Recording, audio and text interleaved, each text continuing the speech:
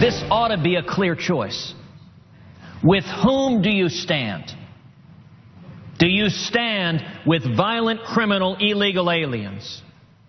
Or do you stand with American citizens? Do you stand with our sons and daughters and those at risk of violent crime?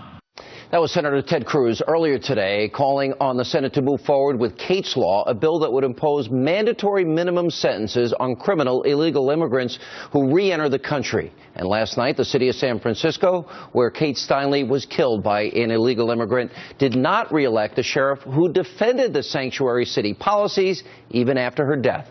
We continue now with 2016 presidential candidate Senator Ted Cruz. I was glad that that happened to that sheriff. He got defeated soundly last night. Yeah. But, you know, this is one of the things. You always talk about the Washington cartel. It's things like this that never to get done, Senator. Yeah. It's the president gets away with his illegal, unconstitutional executive amnesty. Planned Parenthood is still funded. Obamacare still exists. That is frustrating. Right. So many of us that are conservative. You're exactly right. You know, I'm leading the fight to pass Kate's Law, and there are really two things at play. Number one, the Democrats have gotten so extreme, so rabid, so partisan that they block even common sense legislation. So when I tried to bring Kate's Law forward on the Senate floor, Harry Reid stood up and objected.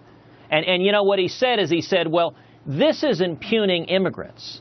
And I'll tell you, Sean, I responded. I said, you know what? As the son of an immigrant who came legally from Cuba 58 years ago, that is offensive. Because Kate's Law says aggravated felons. It says murderers and rapists and people who have committed kidnapping and assault. If they illegally re-enter, they have a 5-year mandatory minimum prison sentence. I said, listen, the legal immigrants who follow the rules, they're not murderers and rapists. And why are you, Harry Reid and the Democrats, insulting every immigrant by calling them violent criminals? Why don't we come together against violent criminals instead? And these sanctuary cities, even if people are in jail, illegal immigrants, they just release them. They don't even hand them over to the federal government to be deported.